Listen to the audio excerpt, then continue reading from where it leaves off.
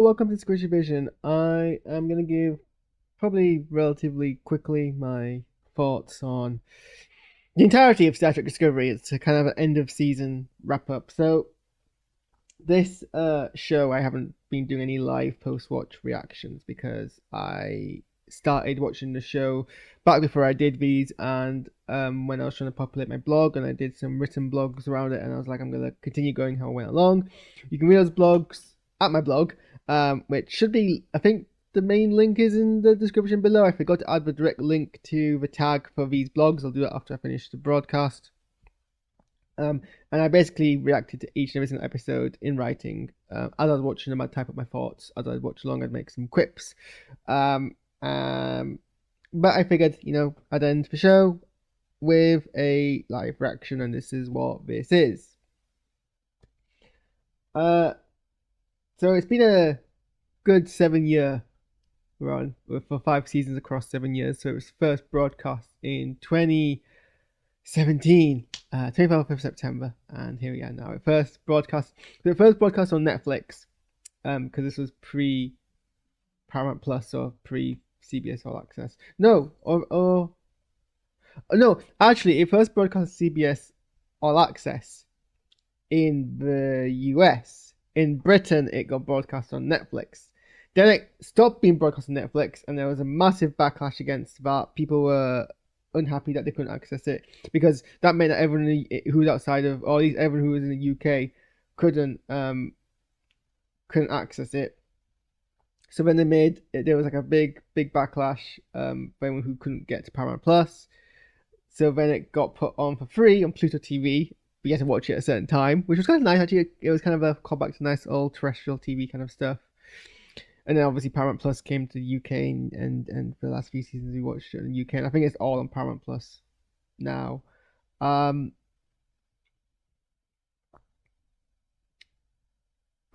Star Trek Discovery, look, whether you like it or not, we wouldn't have the Star Trek era we are in now without Star Trek Discovery. Before then, all we had to bridge the gap or to go on with was the Kelvin films. I think. Oh, when is Star Trek Beyond released? So Star Trek Beyond actually released a year earlier. So I mean, to be fair, I think we only got Star Trek Discovery because the Kelvin films were doing relatively well. So obviously CBS was like, well, let's make some TV shows and go back to its roots. And that's essentially what happened there. But Star Trek Discovery is what made Star Trek a viable property for TV again. So obviously, by getting Star Trek Discovery, we got Star Trek Picard, Star Trek Lower Deck, and Star Trek Strange New Worlds. So it all started with Discovery. It was interesting. I had a rocky beginning with Star Trek Discovery. I think I was mostly critical on the aesthetic. It was. I'm someone who's big on continuity, and the fact that the show there was a lot of futurism, and I still, to us, even now when I'm a massive Star Trek Discovery stan, I still maintain that they could have done it a bit better aesthetic wise, and I still have this issue with Star Trek Strange New Worlds, to be honest. The fact that it, like, the design and the tech and the graphics, they all look too modern for a show set pre the original series. Both this and Strange New Worlds do it, every and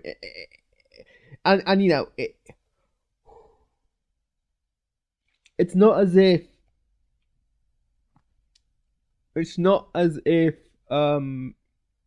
Enterprise was broadcast in 2005, but it still was able to replicate the Enterprise, or well, it was the Defiant, but it was obviously the Enterprise bridge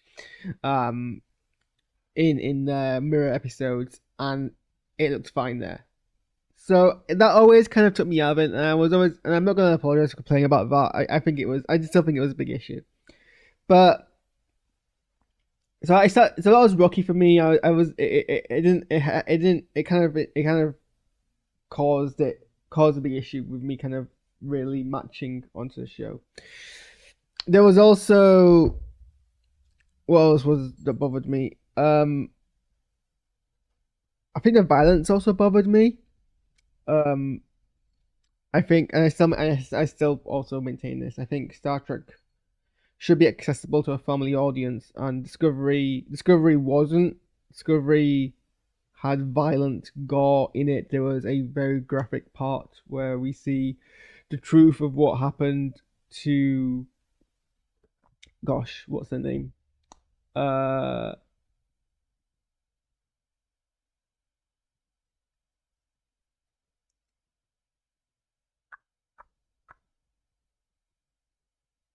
to Ash Tyler. Um, when the whole like torture, which ended up being very kind of ended up being their conversion into a human, and it was essentially kind of body horror. Um, and that balance continued throughout the entire show. There was loads of like graphic stuff that was going on, lots of like decapitations and blood and gore, and then you get like that happened in Picard, that happens in Strange New Worlds. Strange New Worlds less so. It happens in Lower Decks, but obviously Lower Decks is animated, so that's kind of the mitigation there. But all of these episodes have, I mean, it mellowed out towards the end, but very much early Star Trek Discovery was 15, and Picard was 15, and Lower Decks mostly is 15, and Strange New Worlds kind of dips between the two. And I was never particularly fond of that, because I think Star Trek should be accessible to a family audience, because it tells some very important messages, and it does so in a way which should be accessible. And then again, I think and then what was my third issue with the show? I'm trying to remember now. I can't remember. I remember having this petty kind of dislike of the opening title sequence, and then we come 7 years later, and I absolutely adore it. So that was a nice little growth. But those are all like minor. The show, I think the show, I very quickly realized, not even realized, it like acts as if I had to be converted. I had these elements kind of turned me off on the show to begin with, but not in a way which stopped me from watching it, or that was maybe critical. It was mostly just a bugbear, but I can still appreciate what was good about the show. And what was good about the show continued to be good about the show. And what was good about the show, it was inherently Star Trek, but it was Star Trek for a modern audience. So a big complaint about Discovery was that it was too dark, one complaint is that it was too dark and too cynical. And I'm like, well, it has to be dark and cynical, because this is Star Trek being broadcast in the late 2010s, the early 2020s, and there was a lot going on in the world that really requires a cynical look to properly kind of process. I think people forget that TV evolves, and the way we tell stories evolves, and the art that we make in the 90s can't be the art that we make in the 2000s, because our audience changes and you move with the audience. And I think, the audience that existed in the 90s is the audience that Star Trek set in the 90s was directed at, and that's fine. But the thing is, a lot of the let's get to the root of the issue. And this is, I was mentioning this in my I was mentioning this in my Dot and Bubble reaction. Hello, Elias. I was mentioning this in my Dot and Bubble reaction Doctor Who thing, because that was very Star Trek, that episode of Doctor Who. And what made it very Star Trek is that it had a social message towards it, but it was presented in a way that if you wanted to ignore the social element, you could. So a big theme of Dot and Bubble was racism, but you could easily be like, well, they're not racist. They're just entitled and self-absorbed, and when they want to stay within their own community. And it's a way where if you're a bigot, you can very easily be like, well, that doesn't apply to me. And I think a lot of classic Star Trek is like that, where if you're, and this is why a lot of reactionaries still kind of pretend that it's better Star Trek. It's better Star Trek because they can easily ignore the social message, or they can interpret the social message and be like, well, that doesn't apply to me, that applies to other people. Whereas Discovery doesn't give you that privilege and that luxury, because Discovery is very explicit in the text and the dialogue about its message. And people complain about that because, like, well, I feel like it's too woke now, or it's too obvious with its wokeness, and it should be more subtle, like classic Star Trek was. But I don't think you can in today's day and age be that subtle, because if you are, it goes over people's heads. And I think clearly it didn't work in the 90s because we're still having all the problems we do now. So let's by all means go much more kind of direct with our message. And I think that's what Discovery did. It's what a lot of the other modern Star Trek shows do, and it's what pisses off a lot of reactionary fans. I don't know how you can be a reactionary fan of Star Trek, but that's essentially what's happening there. So a lot of the kind of social messages of Star Trek turn people off because of that, and I think they were right to do what they did. I think they absolutely needed to be a bit more explicit with their sort of messaging.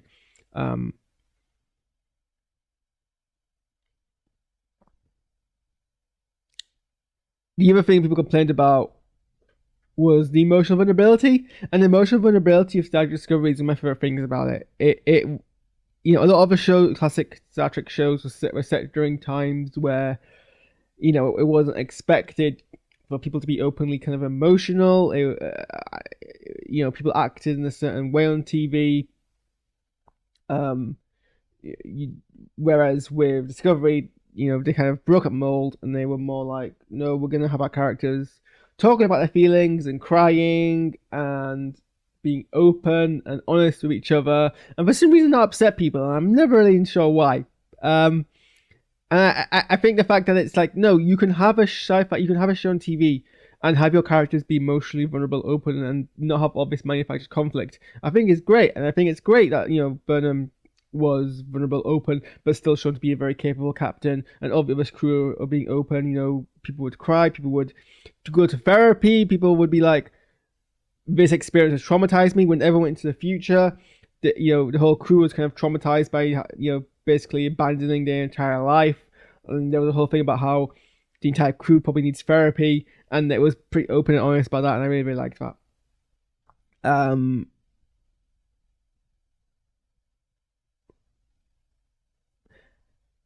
It's hard to reflect on the kind of a 7 year. That's not say everything is perfect. There were issues, and if you go from my blog, you'll see me point out some of the issues, some inconsistencies. Um, I do think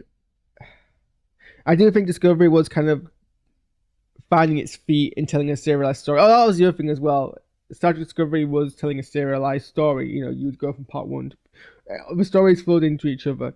Whereas obviously, traditionally, Trek was set during a time when TV was serialized. And look, the only reason TV was serialized, not only reason, but the reason why we did serialized TV more in those days was because it was easier to sell episodes that you could broadcast on other channels. You can do syndication easier if you can sell episodes which are standalone. It means you can sell DVDs which are standalone, and people don't feel like they've got to watch the entire show. Whereas now we live in a streaming era where you used to sell the entire show as bulk, and people watch it in their own time, and so it's expected that people would watch the entire show, not just drop it in, but whenever it was on TV. Um, and I think serialized, you know, and that's applicable to like TV as a whole. Like more of our shows nowadays are serialized. Sorry, more of our shows they are long form shows rather than serialized episodes. They're not as episodic basically. So people just didn't seem to really get that, and they took issue with that. I do think Discovery kind of was needing to like find its feet about how to tell those stories because it still had an arc, and often it would kind of like have an arc in the background and quickly resolve it and move to another arc. I'm trying to give like a big reflection about how the show's evolved across all the seasons, and I'm trying to think way back when in. And it was interesting as well because season one was split across two. Actually, it's very interesting because they broadcast season one of Discovery to sit in the UK. That oh my, no, I'm thinking of Agents of Shield. Never mind. Um, they're also shorter seasons than obviously Star Trek traditionally is. So usually the classic Star Trek was like what 30 odd episodes a season or something like that. Whereas, or even longer than that. Whereas obviously these were like 13 and 10. Um,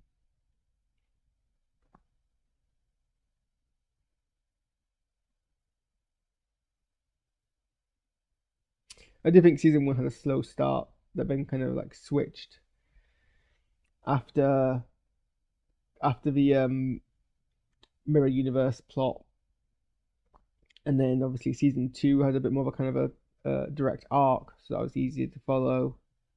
and then season three, season 5 are all set in the future, and they have their kind of arcs. I think season 3 is one of my favorite seasons, and I think a big reason why season 3 is one of my big seasons is it kind of, I think it's the most, a season that fits the time the most accurately, because it's about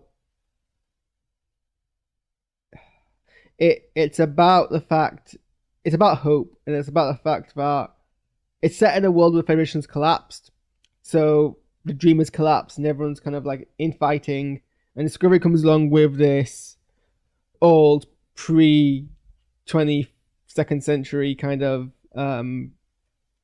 optimism, which inspires everyone to kind of actually work towards a better future. And I think that kind of optimism, in spite of darkness, is what makes Discovery so current.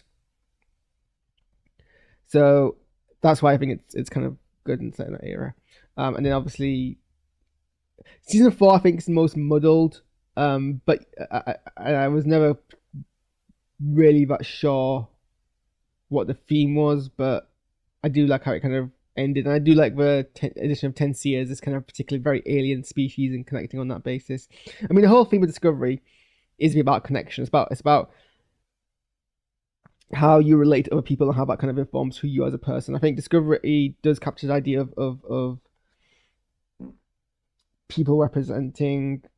I think I said this actually in season 1, that Star Trek traditionally has been about the crew going to planets, and those planets that it goes to representing a facet of humanity, and they explore that planet, and by doing so they explore a facet of humanity. Discovery is all about self-discovery. It's all about seeing how the crew react to different circumstances, and by doing that we explore the different facets of humanity. And so because of that, Discovery doesn't need to really be this whole episodic visiting different planets things, because it's more about the evolution of characters when faced by a concept. People complain actually because Star Trek Discovery isn't an ensemble. It's not like it's always has been Michael Burnham's show. It's set around her as a character, whereas obviously other Star Trek shows are set around. I mean, obviously the captain's normally the driving kind of character, but it is equally set around other members of the bridge crew. And sometimes the captain would take a step back, and it would just be the bridge crew who, sorry, I remember the bridge crew who would be like the lead actor of that show. You'd like have different characters taking different leads, like so you different episodes centered around different characters as a bridge. Whereas, you know, a lot of the main cast in the show weren't even bridge crew. You weren't even heads of department. Obviously, you had Burnham and Saru who were, but Stammons wasn't bridge crew. Stammons was basically the spore drive like technician. Tilly was a cadet. Culber wasn't even chief medical officer. I think Tyler was head of security, but like, you know, so and I think the show often figured out that it kept falling back on these tropes of acting as if these main characters were the senior staff, and they weren't the senior staff. So even the show got itself confused. But I'm fine with Star Trek Discovery being set not around a crew, not around a senior staff, but actually particular characters and one character, and like Burnham and Mon, so others. It's fine for it to do a different thing, and I think it's basically exploring Burnham's relationships with discovering the crew and telling a story through that way, and that's perfectly fine thing for it to do. Because Star Trek Discovery is about exploring these connections, and by exploring these connections, we tell the stories. And it's about connections, it's about being stronger together. It's about, and I think it needed to go back to those basics. And so we obviously had season 3 where we lost the Federation, and we had to rebuild the Federation from scratch. And that was a good way to remind us about the ethos of Star Trek from its core. So Discovery very much was Star Trek through and through. It was this Star Trek if Star Trek was made from scratch today, is essentially what it was, and it does a good job of being that. Like, I think people need to forget that shows don't need to replicate what's been done before, otherwise it'll be boring. And Discovery very much kind of broke new ground for the franchise there.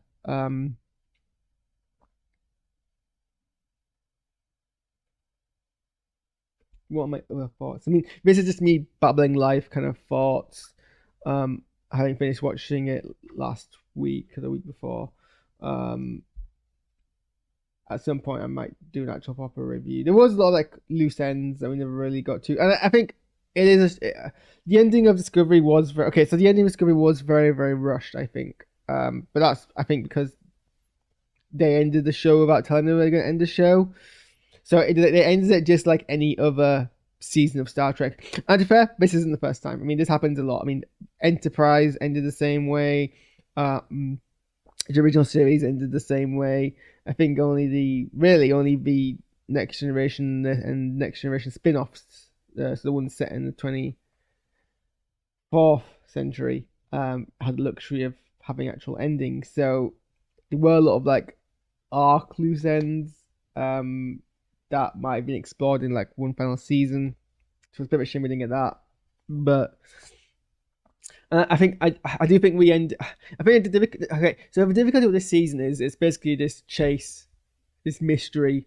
Oh well, no, it's not even a mystery. Like we know what. There's no mystery. The whole thing was basically just a chase. It's both two sides. One's technology, and they're rushing towards it, and then along the way they're exploring aspects of themselves. That's basically what the last season is. And we're focused so much on the chase and the mystery that we don't really. That not enough kind of focus is given on the prize and what the consequences of the prizes are. So, but currently people are like, oh, this is extremely like powerful tech. Tech we can't get into the wrong hands. Tech we need to secure. And it's pretty consistent in Star Trek that when they're faced with technology that's like super dangerous, that they destroy it rather than risk keeping it and it being destroyed. Keeping it being taken by someone else. So it seems like it was always going to end up with Burnham destroying the tech. But because that kind of just happened, like they found the tech and they were like, okay, well, let's just destroy it now. It kind of comes across as anticlimactic. It wasn't, and I'm not saying there needs to be a big debate at the end, but then there needs to be like a debate going through. But we never stopped to actually contemplate. Like people were like, oh, this tech is dangerous. And like everyone kind of like somberly kind of like talk about news in, or like when they were speculating when this tech would be able to like resurrect people from the dead, people like somberly took the news in, but they didn't stop to debate it probably or even discuss it because they were like, well, it's a problem for a later date. And then once they get to a point where it's a problem, Burnham is just like, we're going to destroy this, and everyone kind of nods because everyone obviously knows, well, yeah, it probably is actually the right thing to do, and it's what they were always going to end up doing. But it kind of leaves us as the audience being like, well then. Also, if we didn't really destroy it, if we went to a black hole, which kind of just for a later date, which kind of just like prolongs the problem, right? But you know, I still enjoyed the last season for what it did do. It did have its flaws, and I mean, every show has its flaws. And it's obviously, I mean, and it's interesting to kind of because this is like the first Star Trek that I've lived through, apart from obviously the films, the Calvin films, because I didn't become a Star Trek fan until 2008 or 9. So everything before including Enterprise had already, like, I think I was only just starting to get Star Trek when the 2009 film released. So I watched the 2009 film not completely ignorant about what Star Trek was, but I was still like a few like years into the franchise, and obviously now I'm a massive Trekkie and I know much more than I do at the moment. I still haven't finished watching like all the classic Star Trek. There's still episodes I need to catch up on. I watched The Chase for the first time in preparation for this season.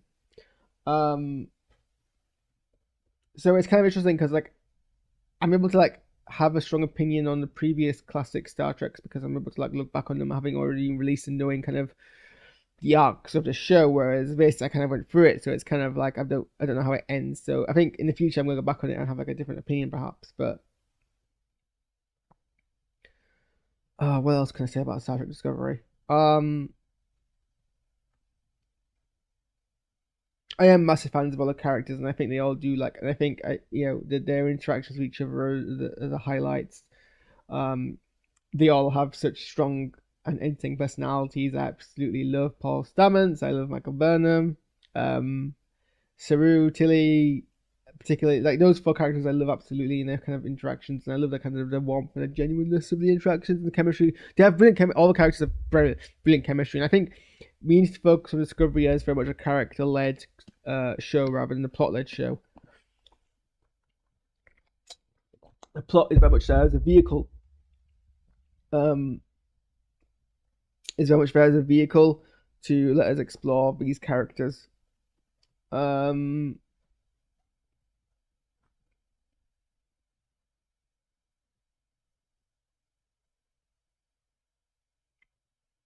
and Zora as well as the ship. That was kind of cute. That was very cute. Um, trying to think what other thoughts I have.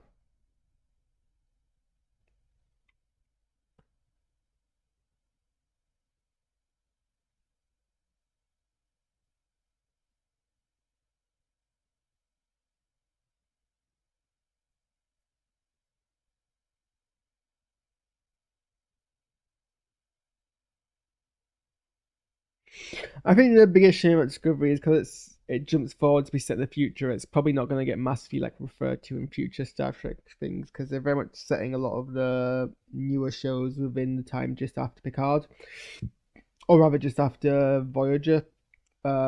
And I don't know if they're going to revisit this era. And it's kind of this weird jump where it's like, well, we're setting all these shows now in the middle because we have the end set and the beginning set.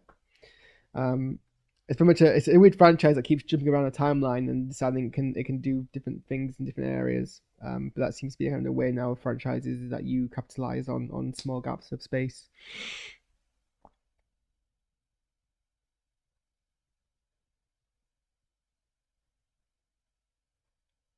I'm trying to cast my mind back to to what my thoughts were and to him now because as a reflection, I kind of want to have a big, lengthy kind of thought process here.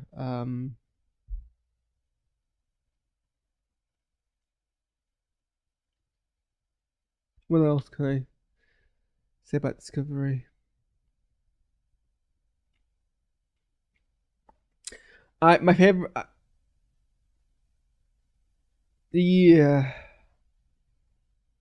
I was never a fan of the big collar style thing that Discovery did with its early uniforms, so I'm glad when they kind of got rid of those and using them in modern ones. But then I do agree they look more formal. I don't think Discovery has my favorite uniforms. I think my favorite uniforms will always kind of be the ones set in DS9.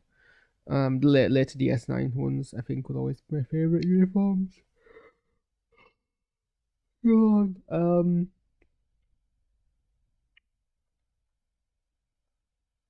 What other thoughts do I have? I'm gonna end the stream in 2 minutes. I'm trying to work out what I can end on. Oh, Grunge was like the best. Love that cat. Shame I'm not gonna see more of them.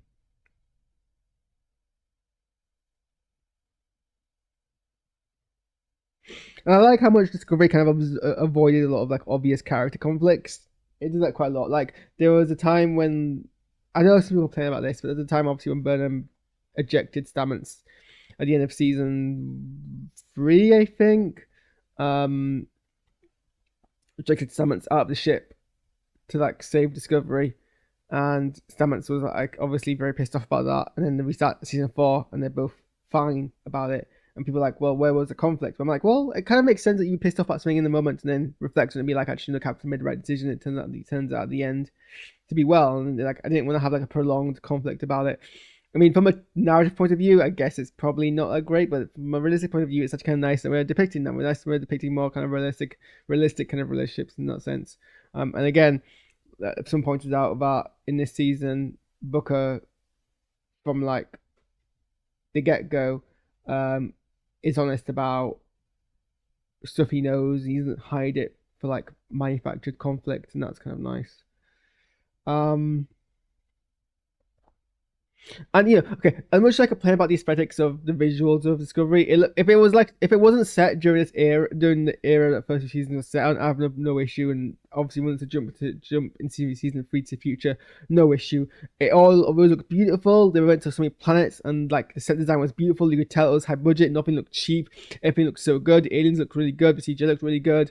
The futuristic tech looked really good. Everything. I mean, some of it was a bit funny, like how they kept teleporting everywhere, but apart from that, like everything looks so good, and so modern, and like you can tell, like I said, it looked like Star Trek if Star Trek was made from scratch in 2017. Um, and there were obviously moments where they tackled current political things in like no uncertain, obvious terms, and I very much should appreciate that as well.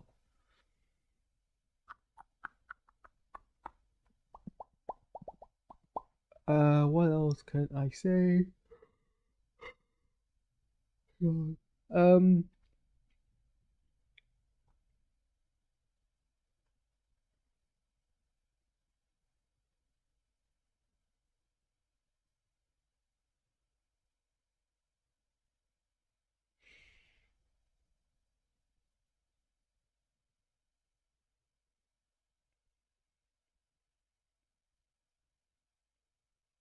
no, I think that's all I've got thoughts on. I mean, I came into this stream perspective just to be like raw my opinions, and I don't think I've had anything kind of big or coherent to say. But I do think Discovery,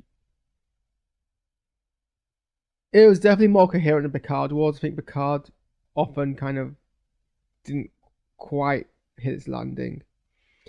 And Stranger World seems very safe. So I think Discovery does what I kind of want TV to do, and I want shows to do. It's not to be afraid about bucking the trend and doing something new and novel, even if it doesn't always land. I'd rather that than it being something safe. But I really hope we revisit parts of Discovery in like future Star Trek things. Like if we ever do reference the future, if we ever do like a time travel thing, or if we ever kind of like it comes up again, I'll be definitely like whooping in excitement. So yeah, I know it's probably one of the most. It's probably the most divisive.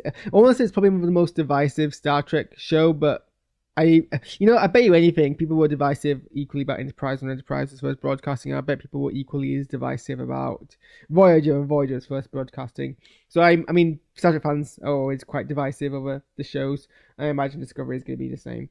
But I'm very glad that we had it, and I hope that you know some of that has reached the creators. It's not all been the hate. All right, thanks for tuning in. I have got to go shower and go bathroom essentially, but I'm gonna do a book reaction thing to Ghost Set Watchmen. So as soon as I do that, I'm gonna be back and my first kind of book review reaction. So come back if you want to see me babble on about this book that I've just read, and it's interesting. So see you then.